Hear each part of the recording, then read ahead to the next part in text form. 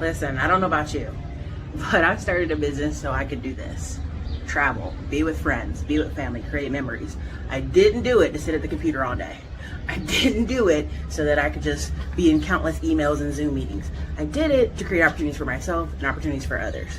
So listen, if that's something that interests you, enjoying time with your friends, being out and about, definitely drop by Erica Williams' Classy Climb blog.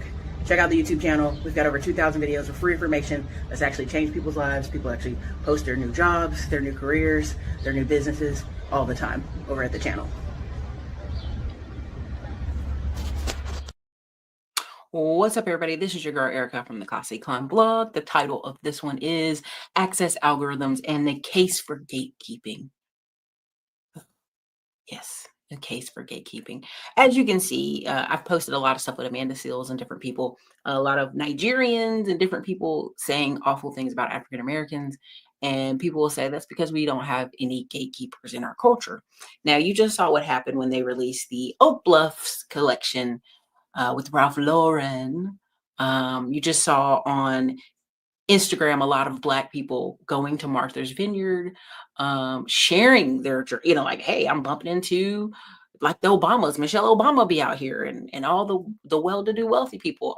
You just had one of the Black actors go to Martha's Vineyard for like a party, and he just went by like 15 or 20 different Black actors that have been on every TV show you can think of. And I just thought, oh my God, but again, does your algorithm show you wealthy Black people, or does it show you Black people robbing stores and doing ridiculous stuff? Does it show you people saying, I have Black fatigue and silly commentary? My biggest argument about algorithms is they're going to feed you more of what you click on, you like, you watch, and you have to actively be typing in things you want to see, whether that's on YouTube. Maybe have to make a separate incognito YouTube channel or page that you can watch the content. You have to actively be typing it into the search bar to find it, because we fall into echo chambers. So the algorithm's just guessing, okay, this person's probably Black, they live in this city, this area. This is what the GPS said. Like, we're in the era of big data, so it's going to feed you certain things. One of the things that caught my eye when I was a teenager is I went to Barnes and Noble's looking for a particular book. It was a study guide for like a computer related test before I went to East Carolina for college. And we didn't have it.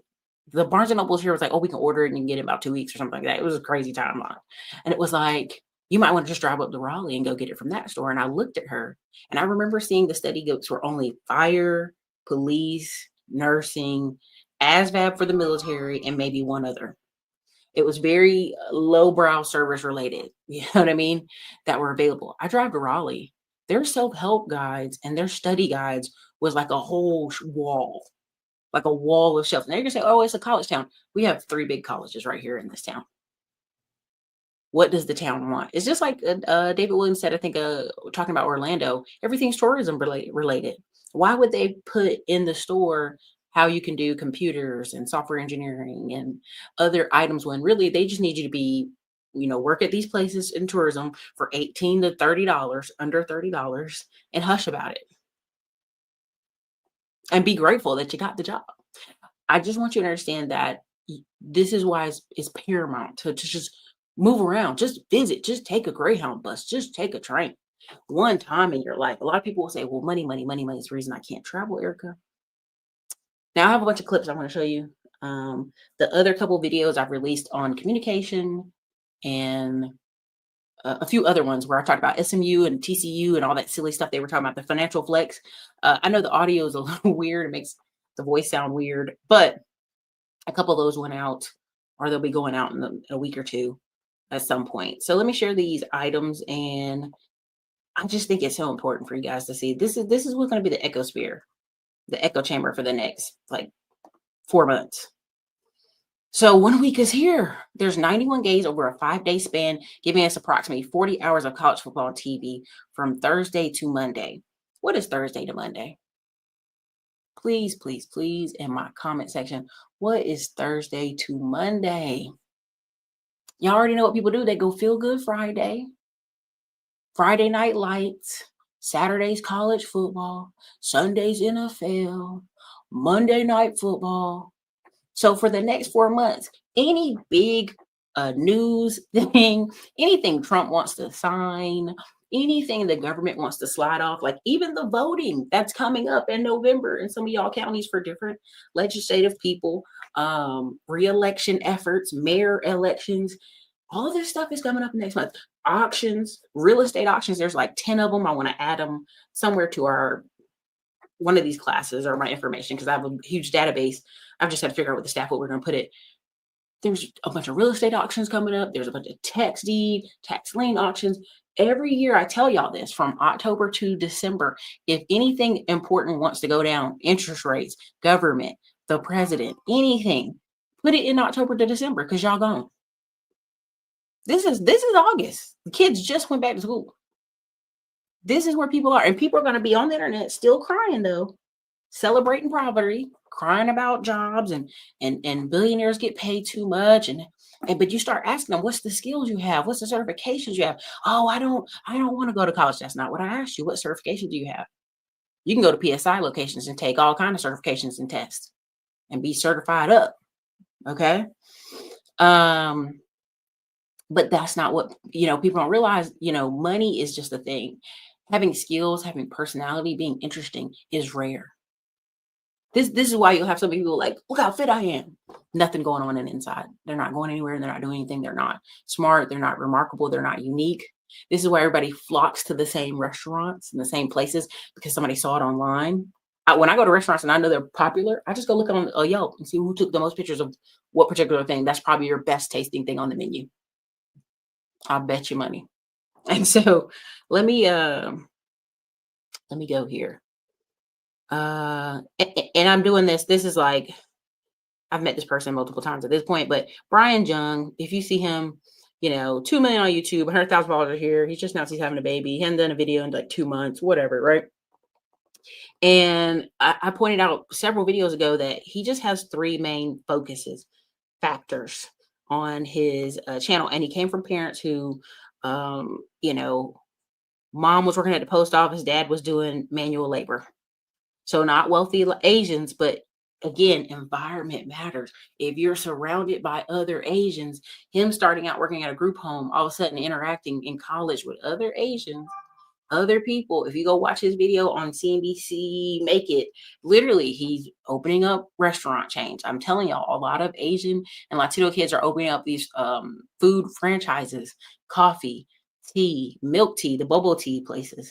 They're opening up Dave's Hot Chicken places, cheap franchises, and they're doing that quite often. Now you see on the flip side of younger white people, they're buying businesses from boomers who, oh, I'm just tired. I can't fire people, can't find good people. Every time I talk to anybody over 50 about hiring young people or training young people, oh, I'm tired of having to train these people. That's where we are. We're going to have to train thousands, if not millions of people because no one thinks they need to go pay a community college for a 6 months class or go get training or go get certification. They think it's the job's job to one, pay them and then have somebody babysit them for 6 months and train them. Now, yes, you're going to say, Erica, what about apprenticeships? Apprenticeships are important. They are important. Is there room in the budget for it? Is there a wiggle room in the hourly wages your boss can pay you for it? Let me keep it moving.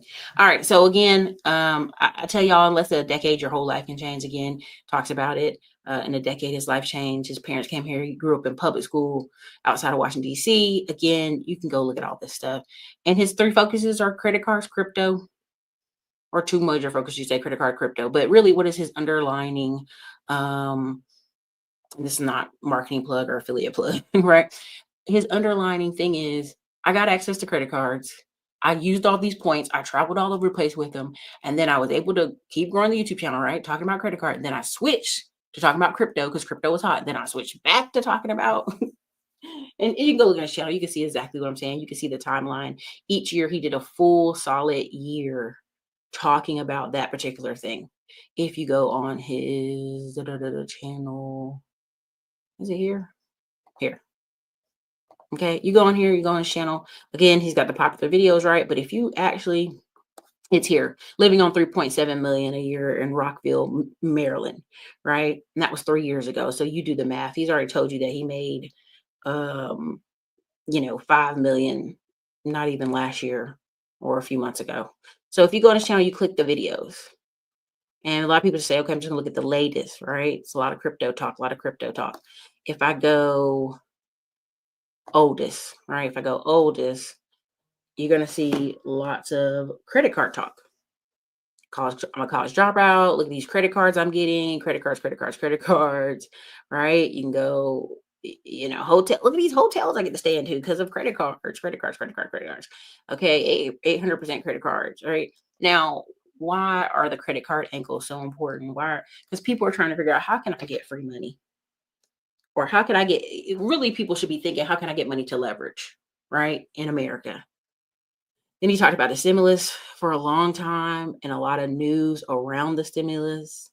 He talked about Trump, all that stuff. You know what I'm saying? Like, lots of stimulus talk. Like, he really milked it in the pandemic on the stimulus talk, right? Just over and over stimulus talk, right? Then back to credit cards, then to crypto. And then again, then he went on a year long of crypto, right? You can see the year timeline as you go down. Why am I showing you this? Because not many people, now many people may call you a know-it-all, but they don't call you wrong. Let me say that again. Many people may call you a know-it-all, but they can't call you wrong. Now, at the end of the day, he knew. And I know this too. And I'm gonna tell you this. Like, some people are gonna say, well, your channel ain't doing that great, or your channel's not doing this. And I keep telling y'all, when you're talking about growing yourself, and you need to grow, that is never going to be absolutely super popular. But at the end of the day, I just want y'all to, let me show y'all this tab. I want you to understand that, like, anybody that can knows two things very strongly, like, you talk to average military person, they went in the military, they did 20 years in one thing or two things. Sometimes they change their MOS. My mom had 3 different MOSs. They stay and do a long 20 years in that. Then they switch over to a government job and do another 10 years in that and get another retirement. That person has more skills. They just do, right? They've had a varied life. You talk to some people, they go job hopping, but they're just all food service jobs. I really love the Instagram pages where they'll show I was a CNA, then I was a nurse, then I was a nurse practitioner, like they show a journey. I ended up having a conversation with somebody and they were saying, I don't have to go to churches and I don't have to go to conferences and I don't have to go to these places to meet good people. Good people are just out here. Attractive people are out here. And that's all true. But I promise you, the more you, I have family members now who do this. I'll say, hey, what do you guys got going on? What's you got planned? Oh, there's nothing to do. There's nothing planned. They're just crying a lot. I was even on Facebook and there was a group, it's a town that's an hour from Fayetteville. And they were crying about, there's nothing here. I really want to do this. And they're like, well, you can just go to the town over and go do that. Oh, that's an hour drive. I moved away from there because of the drama. And I'm like, in the comments, I started laughing. I'm like, no, you didn't. You moved over there because you were broke. So you had to live an hour in the country where nobody wants to live in a dead town. Do you know what I'm saying? And now you're trying to make sense of why there's nothing for you to do every weekend. You knew moving to a dead town that's died and most of the jobs are gone and you could get a cheap house that you would have to drive to Raleigh. You would have to drive to Fayetteville. You'd have to drive to Rayford. You'd have to drive to Wilmington, the beach, all these places. You knew that. This is why I don't let people online go, well, you just homestead or live out in the country in the middle of nowhere, and then they'll be online crying and complaining. That's what they'll be online doing, crying and complaining. There's a lack of services out here. You hear people all from New York and California all the time, they'll move somewhere in the middle of nowhere. Oh, I moved to Danville, Virginia. I'd be like, Danville, Virginia? For what? Like, I'm from the Carolinas and I even know that. Like, why would you move there? Right? There was a gentleman who left New York and he moved here, and we were asking him, why'd you move here? Do you have any military related desires? Do you have any things you want to do in the military with? What are you doing here? Right? Kind of like, because sometimes you want to help people, or sometimes you want to reply to people, or if somebody has they're trying to figure out life, you want to be as helpful as possible, right? And that's kind of where I was coming from on it. But you'll hear a lot of people, They just moved somewhere just because a relationship or a person they knew was there, and so they moved. And they didn't realize they would have to do the work when they got there. It's 2 years of you finding a church, communicate with people, going out to events. And I have family members who will still sit there and complain in their face. And I say, why don't you join the school board, the community boards? Won't you volunteer at church? Won't you volunteer at the whole folks home? Won't you volunteer here? I don't want to do that. You're just like, then shut up about it. like that's your choices, is to shut up about it. Get busy living or shut up about it. And this is what hurts people's feces. Erica, you're not being nice. You're being mean, Erica. Well, let me play this. Let me play this audio here. Let me get here. All right. Because this is very true. Overcrowded, shallow, and the people who algorithms and our obsession with access for all. So let's get into it. And before the keyboard warriors come for me in the comments, this is not about elitism. It's about intention and what happens when everybody is on the same page in this particular space. So I'll admit I'm a bit of a gatekeeper, and not in a like, I like this band before everybody else kind of way. Like, I love that everybody's caught up with how good Charlie XCX is. But back to this idea of gatekeeping, or really anti-gatekeeping in this context, is that culturally we've been conditioned that everybody deserves access to everything, which just isn't reality. Access once required effort, research, planning, assimilation, and respect for a particular space. Let's take Japan, for example. Have you noticed that everybody and their mother has been traveling there? And Japan has always been a popular travel destination. But decades ago, one, it was much harder to get to, harder to navigate for Westerners because English wasn't very spoken. And going there really meant you had to do the research and kind of learn the cultural norms, which are like 180 degrees different from America. But today, with the democratization of traveling, globalization, and algorithmic distribution of like must-see travel spots, people just show up. No background required. But then they complain that it's too crowded. Same thing with restaurants. There's this great article by Pete Wells in the New York Times, where he talks about the shift as a food critic, seeing how viral restaurants are flocked to, not for the food, but to just show that you were there. Whether the food is good is irrelevant. And most people will never return. It'll be packed for a few weeks and then empty 6 months later. As a social media strategist myself, I'm fascinated in how algorithmic distribution of content has completely changed the way that we engage in the world. Unless we're intentional about our inputs, we are complete passive consumers of information. And the algorithm prioritizes distribution and reach over depth. And instead of spaces being filled with people with shared interest, they're overcrowded, shallow, and the people who actually really cared feel alienated. So yeah, if you ask me like where some of my favorite things are, like I may not always tell you where the good stuff is because access without intention doesn't add value. It often takes it away. You know what? All right. So that is, he does a great job, and I'm gonna show you some more from his page. Listen, you can't get access. I can't go to Morehouse. It's a men's college. I can't identify as Black male and just show up there, right? They have rules. Okay. You have Spelman. I could go there, right? So every culture, every layer you want to go up, I don't care if it's the Masons. I don't care what it is. I'm just naming things, Skull and Bones, whatever, right? You wanted to get into that secret society. You had to earn that position to be there. Right. The Gilded Age was like any and everybody could get rich off random ideals. And I love that. Right. It did take a workforce that was poor at the time to make that major leap in society. But people had pride in being a server, living in these houses, these beautiful houses, but they had to work as a server. Like there's one of the mansions in Rhode Island I want to go to. But there's another part of the tour. And they were like, look, if you go on this tour, we only do it twice a day because there's 95 steps coming down, 85 going up, 95 coming down. And servers and servants and housemates had to walk that. Sometimes they lived on different floors so that they could take care of the whole house. That's why when you see these mansions, you see these big old houses, these were never meant for just a family of 4 or 5. It meant for a whole like tribe of people in this house making it function. When you see those chateaus in Paris, they had the farm family, the stable family, the farming kids. They all had somewhere to live within the circle of the chateau. Maybe they lived in a little cottage, a little cubby over here. But that in order to make something of that massive size work, you had to do that. Same thing with Asia. In order to have gone to Japan or Korea or had like the Thai experience, you had some uncle who was in the military and married an Asian lady and brought her home. And you're like, oh my gosh, she does all these cool things. Not trying to be funny, but that's true, right? And so then you have this exposure to it. Now, because Japan's in an economic crunch, they need the money. So they're offering free flights to stuff in different places within their country, and they need you to go. But it also opens the door for people who are a-holes, and a bunch of Black creators who've been like breakdancing on the trains and acting real crazy. And so the people are like, what in the world? Like, why are these people coming here doing this? Right? Because it's popular to do. Not because they love Japan, not because they just read MAGA, the little cartoon books they make and all that stuff. Not because they're like, I must put on the Komodo and do all this stuff. It's just because it's popular. This is the same what he's talking about restaurants. It's very true. There's a lot of restaurants that go viral from Keith Lee and then they struggle. Same thing with diners, diners, and drives. So many people show up, it'll drive away the locals and the regulars. This is why I said if you want to open a restaurant in 2025, the first month you open, have 4 influencers to come. Every month after, have 2. One at the beginning of the month, one at the end of the month. And that has to be in your budget.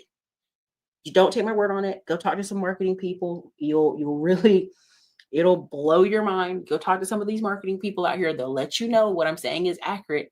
Talk to some marketing consultants on restaurants. That's part of your budget now. Not just running ads on Yelp and other places, because if you don't pay Yelp, Yelp will say your restaurant's permanently closed. They'll say you're closed, even though you're open, because you don't want to pay Yelp the fees that they're asking for.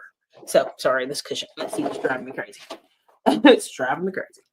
And so that's why this is important, because we think, because in kindergarten they tell us everybody's equal, everybody's fair. I'm sorry, I'm not equal to some banker who has been banking for 30 years and lots of relationships and investments.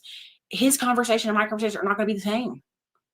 And so what we're having all this friction is a lot of lower income people, which many people don't know their label, are upset and loud on the internet.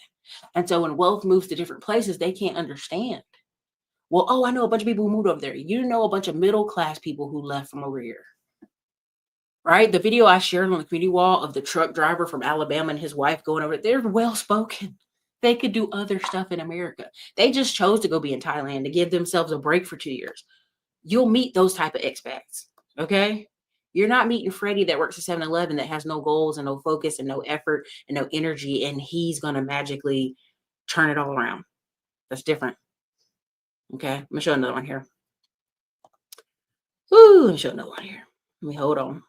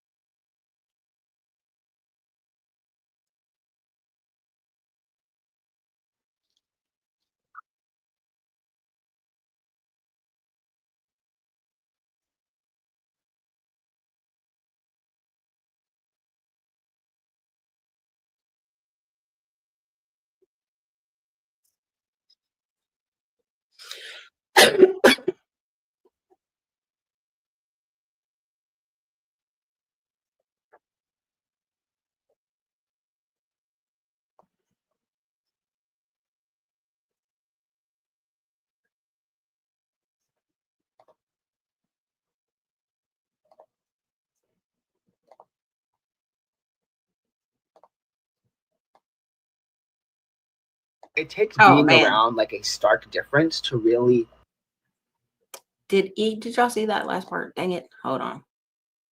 I hate it. Hate it. So if y'all can hear this now. question I got about how I'm able to kind of critique, analyze, and comment on such a wide variety of topics with like depth and clarity, and what has allowed me to do that. And really, the answer is untying yourself from identity. And also what you think is quote unquote normal. Because what I say is like normal is a setting on a washing machine. Like it doesn't mean anything. But this person asked like, what are the books I've read and kind of ways I've developed that skill? And one of the reasons I've developed it is literally just through my life. And I've been pretty open on this app about kind of my upbringing and kind of the very niche lived experience that I had. And the thing is that from a very young age, like, oh my God, look how cute I was. I have been hyper aware of not only who I am, but everyone else around me. Let me explain. One of the things I always say is that like a fish doesn't know that it's in water until it goes out of water, right? Another good example is like a woman is hyper aware that she's a woman when she's in a room full of men. it takes being around like a stark difference to really understand your kind of full self and all of what that means, and also understanding all of what that means for the people on the other side. And I've talked about this in other videos, but like, I'm Black, I'm queer, I grew up very upper class. I have a very unique family structure where like my dad's white, my mom is very pretty and very smart. My sister's like racially ambiguous. I grew up in like a really kind of all white, very affluent environment. Like there was never a place where I was just kind of completely just like relaxed because everyone else was like me. My brain has always been working overtime, understanding kind of like what's happening. And I'm also a strategist. I work in advertising. Like that is part of my job. My job is to help the creative teams understand like the mindset of the person who we're trying to advertise to best set up that creator for success. And one of the reasons I'm really good at that job is because I've been doing that in my entire life for like the last 28 years. But going back to this thing about identity, I think like something that actually stifles a lot of people is the fact that they hold on to their particular identity so much and they consider that to be normal, and it's hard for them to see clearly something else that is opposing to that thing. I personally, like, yes, can identify as a lot of things, but it's okay. You get it. Listen, again, this is a video of his family. Again, imagine single Black mom. You already know the rules. Single Black mom, smart, educated, skinny, looks good, meets a wealthy man, wealthy white man, her age, boom, has a kid. His sister to me looks Black, but you know, she could be, you could think she's half Asian or something, but to him, a bigless, right? And so, you can read what you want to some of this, but you could just go ahead and say, there's a lot I could say. You know, his mom is very, you know, she knows what she's doing. She knows how to dress and how to carry herself. Let me go to the next one. Let me see if I can find it. All right, prime example. This is another one. This, again, I keep showing y'all her selling duplex in Houston. If you know anything about the real estate market, real estate is always local. When you hear people talk about, oh, it's all going to crash, everything's crashing, I just kind of laugh when I hear that, because that means that person is not doing the math or not educating themselves. And part of all these years of studying trends and information and being on top of this is so that I can do this massive launch that I'm doing right now. And I can't tell you like I want, I just can't share it. There's a lot of stuff that we're like launching hardcore right now, and the inner circle folks know some of it. But it's because I know markets. It's because I know markets. And that's why I'm just telling them, like, I know markets and this is why I'm doing this. But if you go here, again, this is one of her clients, duplex hole, Corvette. Again, when people start talking to me about investing and what's something for the average guy, the truth is, let me just go there hardcore, look at me, you know, in my eyeballs. Investing starts, you can start at 30K a year, you can start at 40K a year. I was literally working in apartments and pizza delivery and made 100 and almost 17,000 one year and 120 something next year. But I did less work the next year, and it came down. So it was 120 one year, 110, 17 another year. And there are people like, oh, I make 150, you know, and I was just like, I'm just 40K off from that, right? I can work in crazy hours, but I just wanted you to know that once you get to that 100, you start getting so much clarity on what can I invest in? What can I do? And because I did it for 2 years, I was a financial analyst that I lived with, a group of girls, and they were just like, girl, you can buy a house, you can do A, B, and C. And she was kind of like pissy because she was a financial analyst and she made 158. Now she was going in to go get a raise to like 160 something. But when she saw my information, because she used to do people's taxes, she was like trying to help me do my taxes. And she was like, oh my God, you made like 121? Like in her eyes, I could see her brain hurting because she was like, wait a minute, you're just like 30K gap difference for me, but I'm a financial advisor at a analyst that's a big company that does all this work. And I just want to say, in that moment, it just reinforced again classism and the respect we give for certain job titles. At the end of the day, you can make the money. We both can make 150 in a year. I wasn't going to make that like that, but I'd have been exhausted, right? But we can all make big money, right?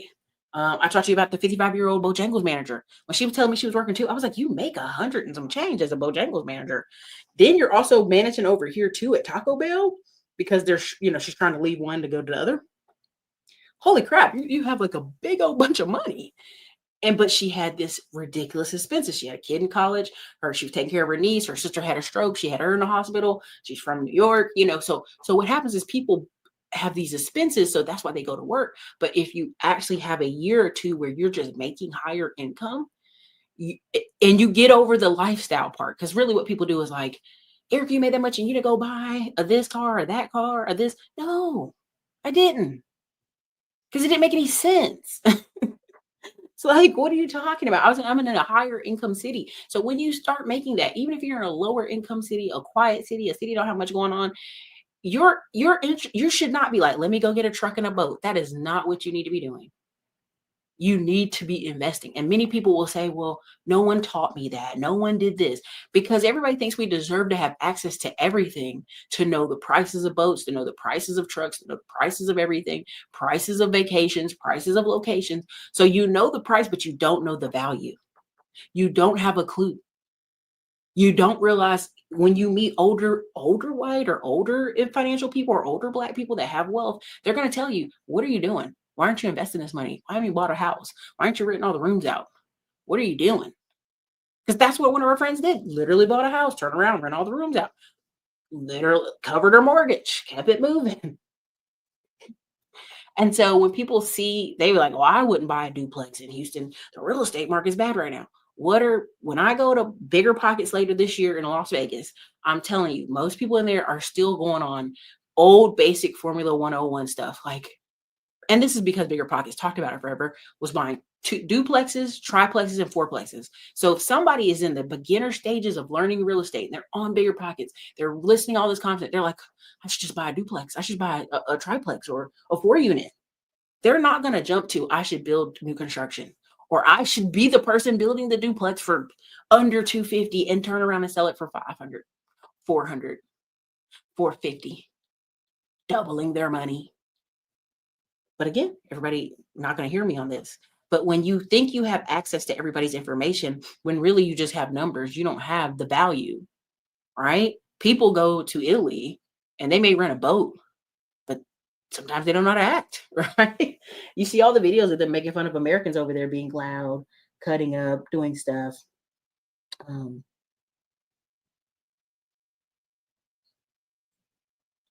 that's, unfortunately very common. Very common. So anyway, this is the one I told you who she's continued to selling real estate during where everybody's saying it's the worst time ever, selling multiple duplexes under contract. Why? Because if you pay attention, all real estate is local, and duplexes still make money. Triplexes still make money. 4 units, people start there, and then if they can, they'll move up to a 6-unit. They'll move up to something else. They'll start trying to figure out how can they invest more, make more money, right? Let me go here. Okay,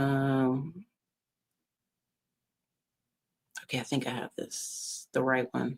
I might not. Let's do this one. Again, on to Austin. About to explode with new homes. We're talking tens of thousands of homes in the pipeline. I'm curious, do you think we should go get more affordable homes or just keep building these expensive homes? Austin Business Journal surveyed Austin and its 19 biggest suburbs to see how many single-family homes are planned or under construction. The results, some cities are bracing for massive growth. Kyle, 44,000 homes are in the works. Georgetown, 32,000 homes are in the works. Taylor, 8,500 homes. Buda, 6,600 homes, and Lockhart, 8,800 homes, with land still cheap and growth spilled over from Austin, Kyle, and San Marcos. Meanwhile, Cedar Park is almost out of room, only 200 new homes left to build. Cities like Lockhart are trying to plan ahead, upgrade water systems, wastewater, and infrastructure before the boom really hits. So what do you think? Are these suburbs setting themselves up for smart growth, or is Central Texas about to see another round of growth pains? And should we get more infrastructure going on here? You tell me. I'm Jeremy Knight, your favorite Austin realtor. I do the news, so you don't have to. So make sure you share this with all of your friends named Amy, Stephanie, Tiffany, Bryce, Kate. I don't know. Name them all. Just send it to all your friends. Austin. Okay. This is why I talk to you guys so much about Austin, and I'm so like Austin, North Carolina, Texas, and Tennessee, right? Because I'm reading the development maps. I'm reading the economic city plans. I'm reading that they're going to there's a certain road that's being built that he didn't bring up in this video, but there's a road they're building, one in Round Rock and then another one near Georgetown. That's going to cut you around the traffic. Because that's the first thing what about the traffic, the cars, the people? Again, what did I tell you guys? All the data shows once you move your kids and your wife to, and Cedar Park's out of room because it's just backed up against, the reserve, so they can't make it any bigger. Once you and your wife or your wife and kids move to an area, your wife is going about 8 miles in a circle. Grocery store, kids soccer, whatever activity she's going to do in that range. You as the husband might commute all day. It's rare that both are commuting long hours. It's rare. It's rare. Right? I ended up meeting a girl and I was like, why are you commuting like 45 minutes to work here? She's like, I live in Troy. Ain't nothing going on there. Ain't nothing going on there. Like she literally was commuting. And I was like, well, how much are they paying you at the Hannah Stone? She was like, oh, $20 an hour to be at the front desk. And when they figured out how far I'm driving away, they gave me $2 more increase on my raise. And I'm like, y'all got to realize there's somebody who's living further out who's willing to drive in to get that money because there ain't nothing going on in the town where they live. And she was a single mom. She's like, I just got divorced. My mom watches the kids while I'm over here at work, or they're at daycare part of the day. And then I just drive back. Now, again, her mom probably cuts down on a lot of the cost of the daycare, right? The alternative days. But I just want you to understand, like, people are going to move around. And once they do, most moms, that's why every 8 miles you'll see a Lowe's, a Home Depot, or whatever, because they know they have to build stuff around where you are. Because that's where you're going to spend money. You're not going to drive back into Austin. That's why they're like, oh, Austin's dying. I'm like, and every day I'm like, please go read. Go read. Like, stop it. Well, the sales are down. And the numbers will have to come down on some of these houses too.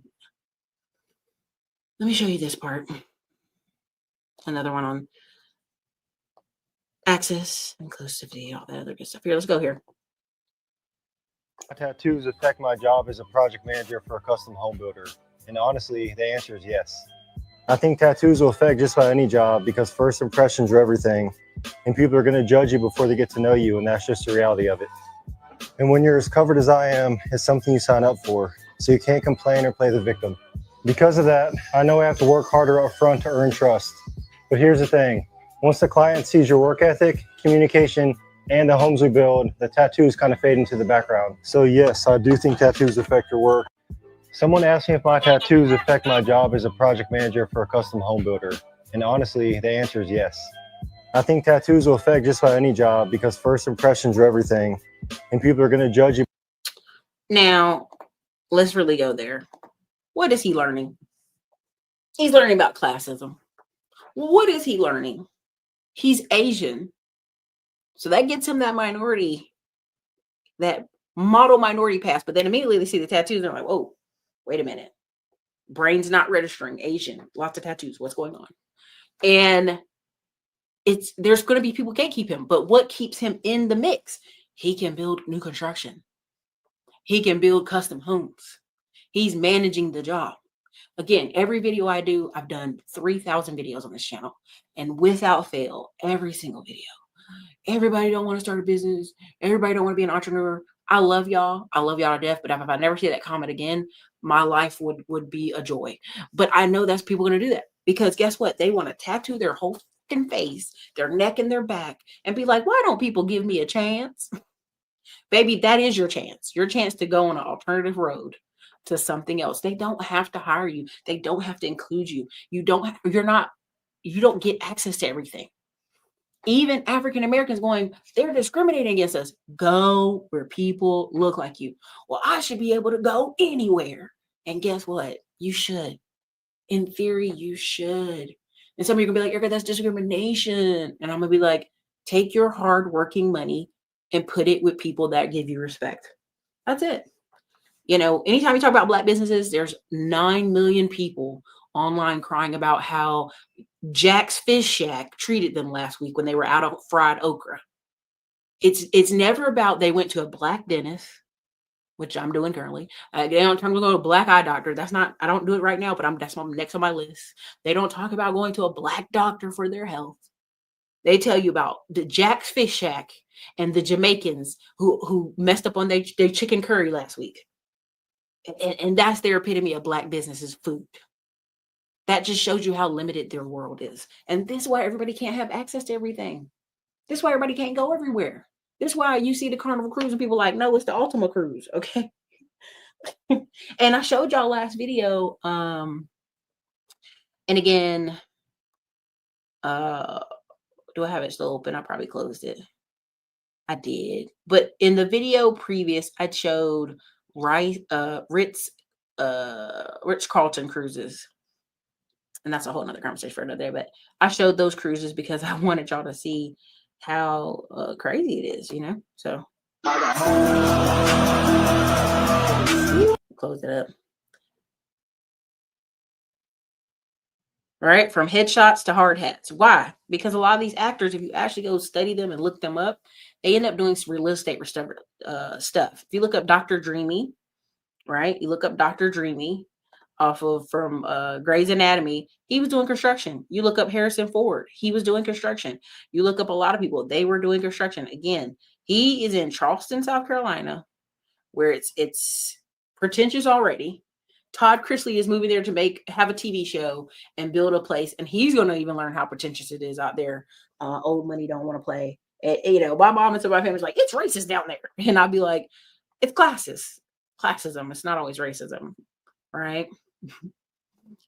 You just might not get the invite to everything, and people aren't ready to hear that because they deserve access. I'm pretty sure you guys, my mom and her four cousins, if they wanted to be transferred to integrate schools, and she had to fight every day for a year, first year of integration, would she have wanted that? No.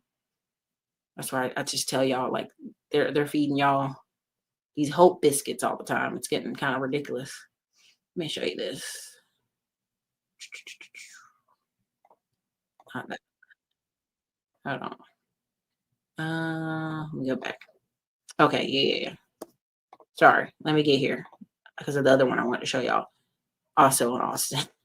I know you're like, I'm tired of Erica talking about Austin. Apple just dropped another $100 billion bomb. Yes, $1 billion right here in Texas. And guess what, Austin? Well, we have front row seats. Apple is tracking on another $100 billion to $500 billion. It's already invested in the U.S. manufacturing, and a big chunk of it is landing right here in North Austin. Share this with a friend that loves or hates the developments happening in Austin. So let me show you what matters. They're working with Samsung to develop the world's first chip manufacturing process, something that's never been done anywhere else. They're also partnering with Applied Materials right here in Austin to crank out chip making equipment. And that gear is actually already going to Texas Instruments, another local heavyweight. Oh, and remember that $1 billion second Apple campus that's been being built in North Austin? It's getting 3 more buildings, including a next-gen R&D lab, software teams, and more. They're hiring over 20,000 people nationwide, mostly for AI software and silicon. But we already know that Apple employs around 10,000 people. In fact, one of the highest employers here in the Austin area. So if you're wondering if tech was dying in Austin, well, Apple just hit us with $100 billion. So does this now make Austin the next tech capital of the U.S.? You tell me in the comment section. I'm Jeremy Knight, your favorite Austin news guy. I do the news, so you don't have to. Okay, why did I show that? Why am I keep harping on this? I just want you to understand that, like, you knowing a random number about real estate, it's crashing, they're leaving. See, all the tech people are going back to California, and that's not true. It's just not.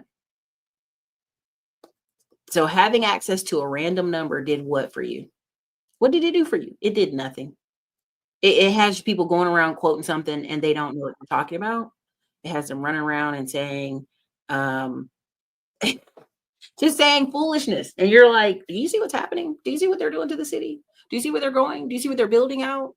You're going to look up in every, all the kids your kids interact with, their parents do this, or their parents are on that side of town to do that. When I hear people say, well, I'm leaving, right?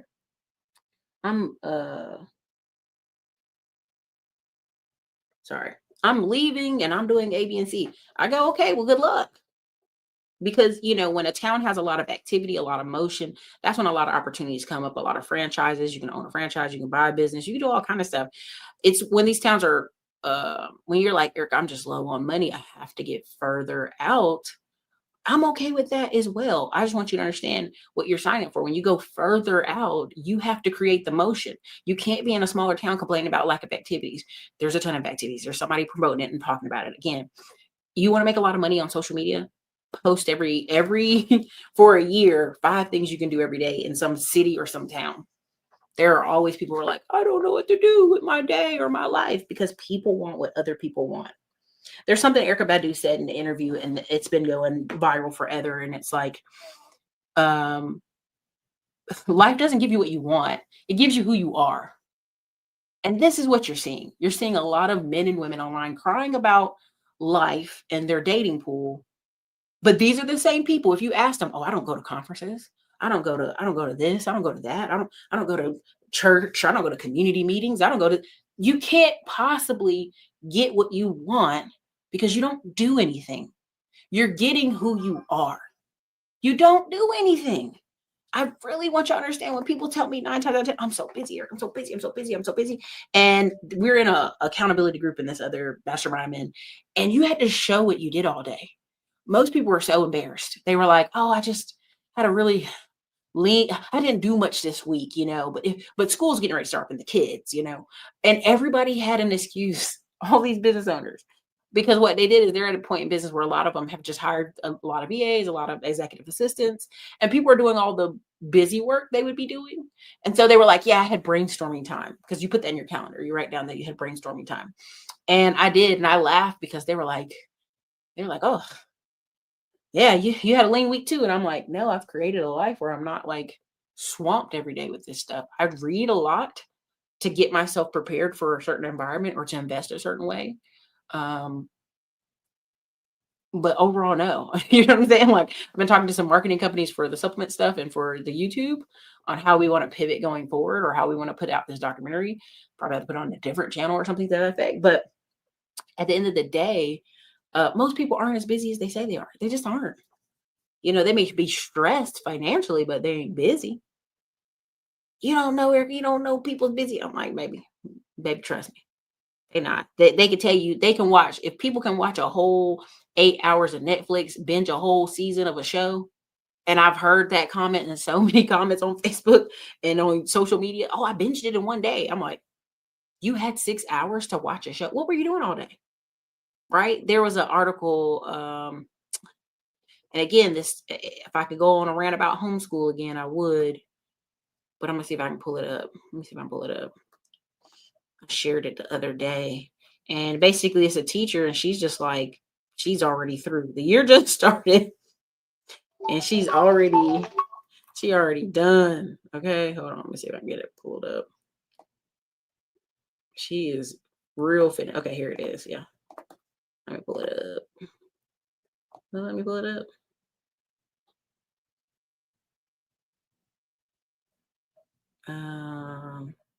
All right, here you go. This lady is pretty much going viral, and God bless her, because this is important. And this is why I tell y'all, you'll see more people homeschool and separate their kids from public school kids, because you're going to start seeing the differences after COVID. It's very in your face. It broke my heart these past 4 days to see how many kindergartners showed up to school with no previous exposure to almost anything.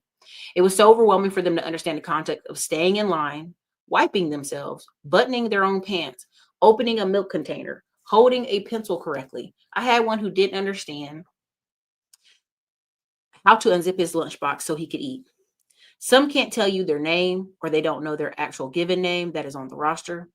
So many had never held a pencil at all, couldn't sing the alphabet song, let alone recognize any letters or numbers, couldn't count to 10 or recognize shape and colors. Sometimes when I post about these things, someone says, isn't that what school's for? Why should parents have to do your job for you? Yes, school's for learning. But when they come in so far behind off the bat, it's so defeating and frustrating for these babies. Even at the age of 5, they recognize when they don't know things other kids know.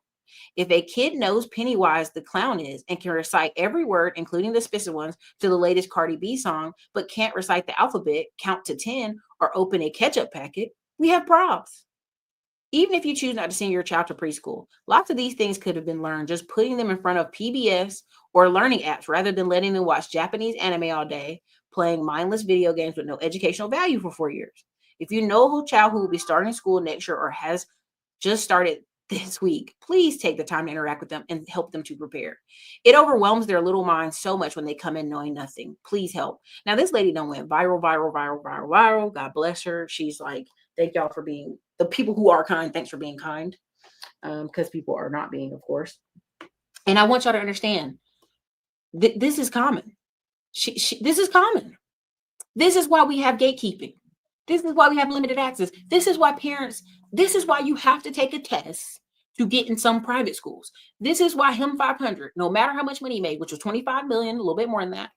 I think he made closer to 40, but that's a whole nother story for another day. He's wealthy in Atlanta. He couldn't even get his daughter in one of the private schools because he did not even know the rules of she had to do a in-person interview, had to speak well, had to interact with the person interviewing. On top of that, she had to take a test. He didn't know that. So when the school rejected them, his wife was devastated. She was just like, oh my God, because money can't buy you access to everything. Money's just money. Money's just money. Right there. That's why, the show The Gilded Age was so popular, because you have this new rich where you eventually have to let some of the new rich in, but not a lot of them, because they don't have enough time to learn at the age of 30, 40, 50 years old, after they've been like hardcore businessman or woman, the etiquette, how to act, how to eat. Like sometimes when I go to restaurants and I know I might be messy with the food, I don't even eat. I'm just sitting there drinking water, starving, because I don't want the person across me to be like, good Lord, where is she from, a barn? So etiquette, how you carry yourself, how you walk, how you dress, how you talk, all those things are important. And that's why we have gatekeeping, and that's why we have limited access. And many people say, well, that's racism. No, it's just discrimination in a different form. Classism. We all make little tribes and little groups. And I'm telling you, public school system, unless you're in an area where there's like 10 kids to a class and you've participated as a parent and seen kind of what the other students are doing or talking about, then you can comment on a school. But the majority of teachers are seeing this. Those kids know they're behind. I remember being in young school and they held so many kids back in this kindergarten / first grade program. And I was in there for maybe 3 weeks, and they started testing me. And then they were like, oh, our problem, my bad. And moved me up to the first grade. I had a speech impediment. Wasn't stupid, wasn't slow, just had a speech impediment. So when people sit here and try to tell me, oh, Erica, no, schools are where kids learn. Most people that say that are the same parents that are arguing about school supplies. I don't want my children anywhere near a Black person that says a word about school supplies. I don't want them near poor white people either. I don't want them near Latino people. I don't want them near people who are going to complain about school supplies, because it starts with school supplies, and then it starts with, well, he just hit the teacher in the head. He just did A, B, and C. And again, she's in the city of St. Louis talking about they offer all these complimentary library programs. Guess what? Them kids ain't showing up. They have online resources and everything. YMCA. People think it's supposed to include babysitting. People think you're supposed to babysit for them. How dare you not babysit for me? And that's why they don't listen to the village. If the village isn't babysitting for them, then they don't care what the village has to say. And so for me, I've been like, you miss me with that. I'll pay some charities. I literally have fought with the idea of multiple years. If Dr. Umar opened up a daycare and it was teaching radical things or Montessori school things, he would have got millions of dollars. I still think about opening a couple of daycares, and just that's our whole marketing ad is we teach Montessori things. We have a garden growing in the back so kids can see nature. And we have this on the walls and the art and the wall, all this stuff. But let me go ahead and play this. All right, let's just go there. In the fashion or really any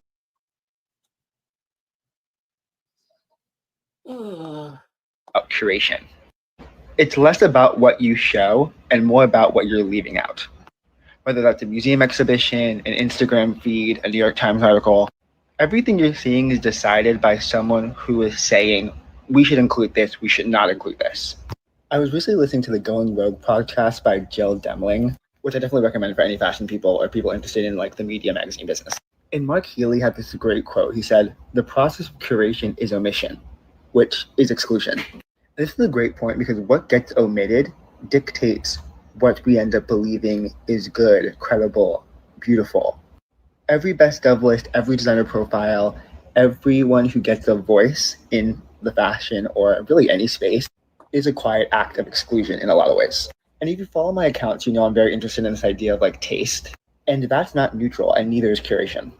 And if you're not thinking critically about not only who's being honored, but who isn't, then the cycles of hierarchy typically tend to continue. Here's something nobody tells you. So the word that exclusion, curation is a pretty word for exclusion. And it is. You're not going to be included in everything. Then it has no value. If anybody can go there, it has no value. All right. So I'm going to play a couple of these. This guy, you guys like him, Mr. Pretentious, real quick.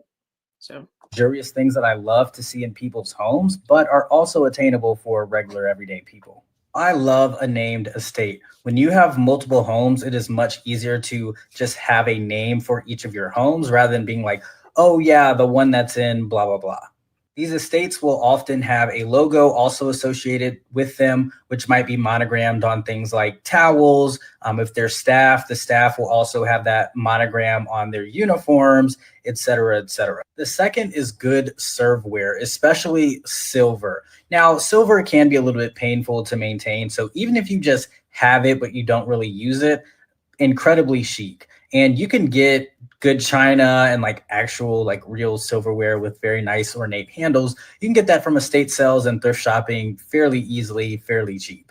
Nothing in this picture is necessarily particularly expensive, and you could just eat breakfast like this all the time or dinner or whatever. The third thing is more of a category where it's just really ornate, mundane items. So things like soap, doorknobs, door handles, proper stationary stations. And while we're at it, having nice handwriting is free.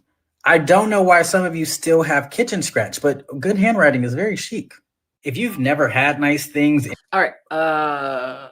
And this is how I know the 5 bar things is that in hell. women say will instantly elevate a man. The incredible Jody ran an experiment where she asked her female audience what men could do to improve themselves. So here's what they said, and here's what you can do about it. So number 1 was dental hygiene. And a lot of men just flat out don't brush or floss or go to the dentist regularly. So obviously you need to do those things. But also you might start having problems if you have a poor diet, you drink a lot, you smoke a lot. And in those cases, you really do not have any room for error to not be brushing and flossing.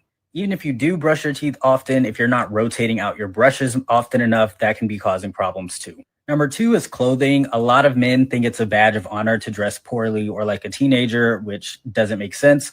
But for everyday wear, you can do a lot with just a nice belt and a knit t-shirt. For suits, you need to actually learn how to buy and wear a suit instead of busting out of a polyester one from Zara. Zara does not make suits. You need to go to a real menswear store for men.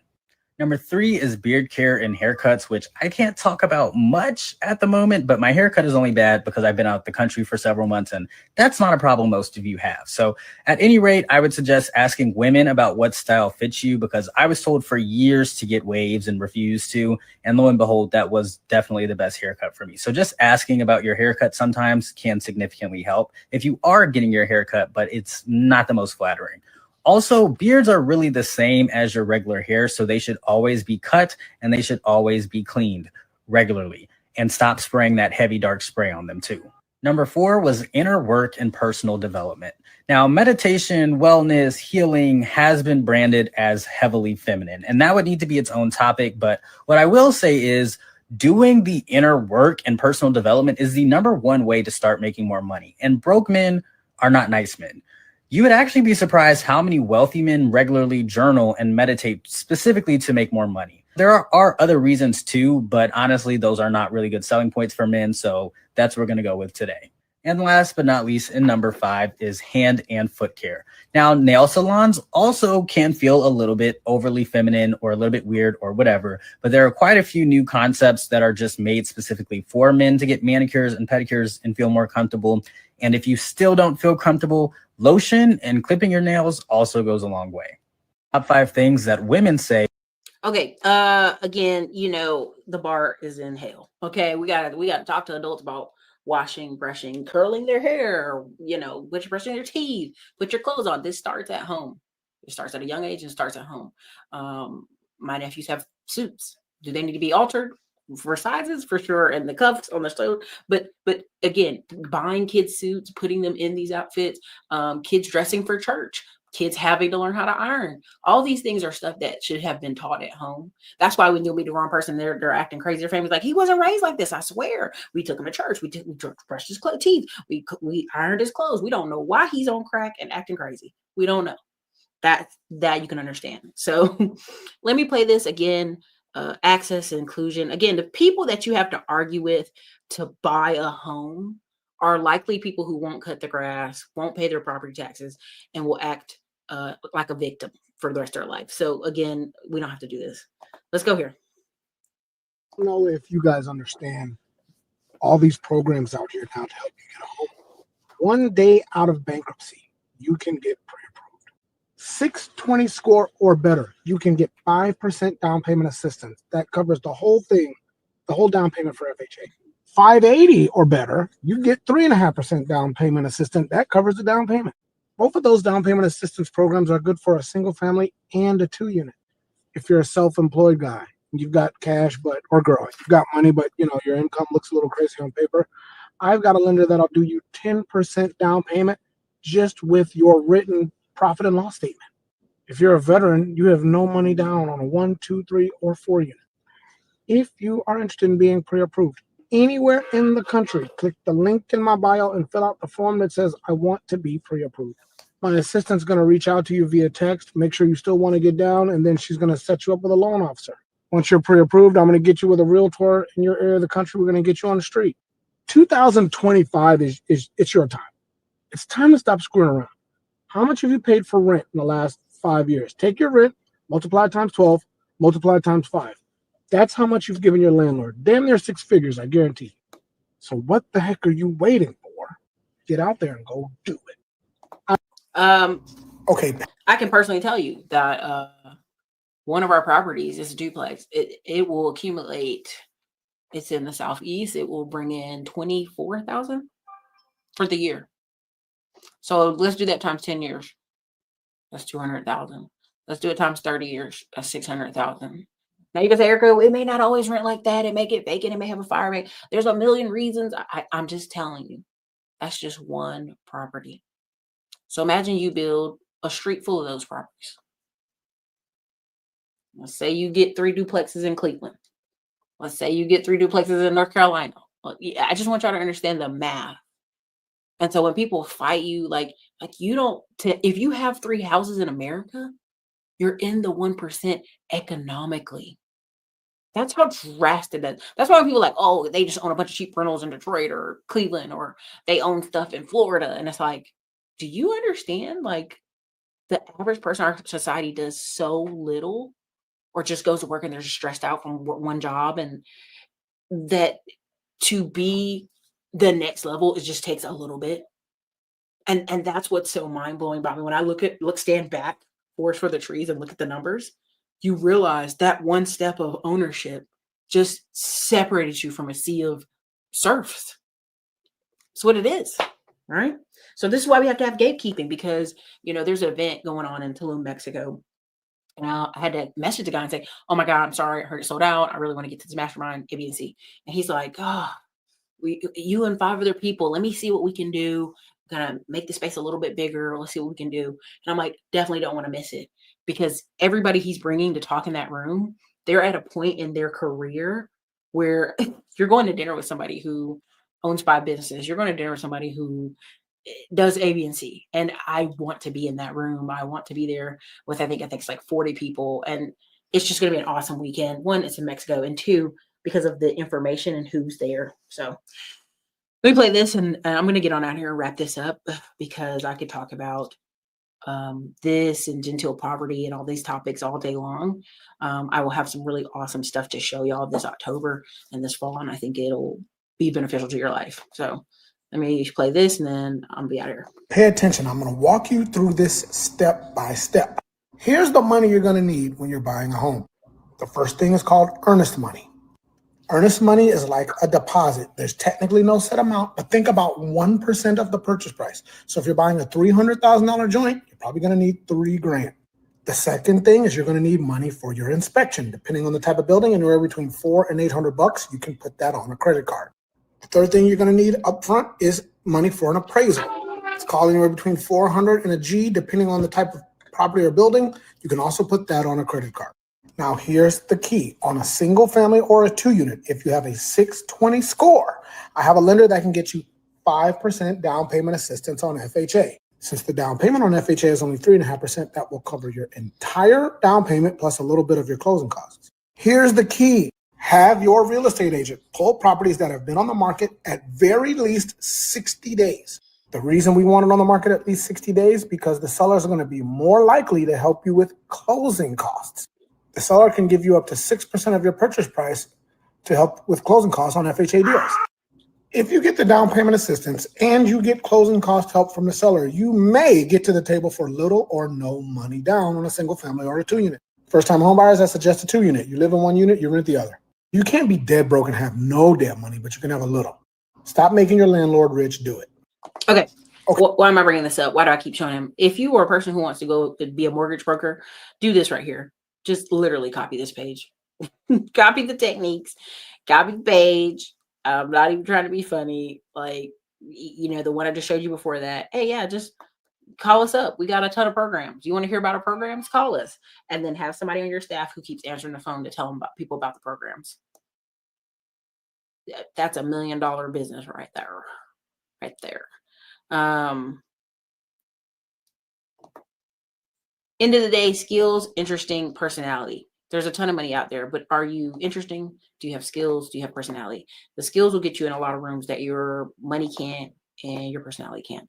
So this is your girl, Erica, Classic Climb Blog. If you want to learn more, you want to talk more about what it is that I'm currently doing, we have the Inner Circle in Texas. You can join that. We have events coming up for Houston, Texas in October. In January, we'll be in Southern Florida. And then in April, we'll be in San Diego, California. That's the cohort for this year. Be a part of some of the events and things we're building and doing. And I look forward to seeing y'all. Also, you want to learn more about being a GC or how do you start a construction company? How do we be like the last video where I showed you the TCU guy with $5 million construction company every year, and they're going to get 30% of that. Join Middleman to Millions. Join the course or go to the school group. We'll be doing some trainings coming up here pretty soon. And thank you guys for your time. Drop your city and state in the chat or drop a 1 in the comments. Let me know if you enjoyed the video. Later. You've probably been seeing these commercials for Middleman to Millions course. What is Middleman to Millions? We're teaching so many people how to have service businesses. The upcoming year, one of the fastest growing businesses you will see are service businesses and digital businesses. Why is that? Because so many things need repairs, need maintenance, and guess what? We have a shortage of men and also women who could do things. Listen, I'm not the best with a hammer, but I know I can gather a crew of people to get things done, and that's what I've done with 2 of my service businesses. And that's what I'll be teaching if you check us out in the Middleman to Millions course. And look forward to us on the road with Digital Liberty Tour 2024. It's Girl Williams.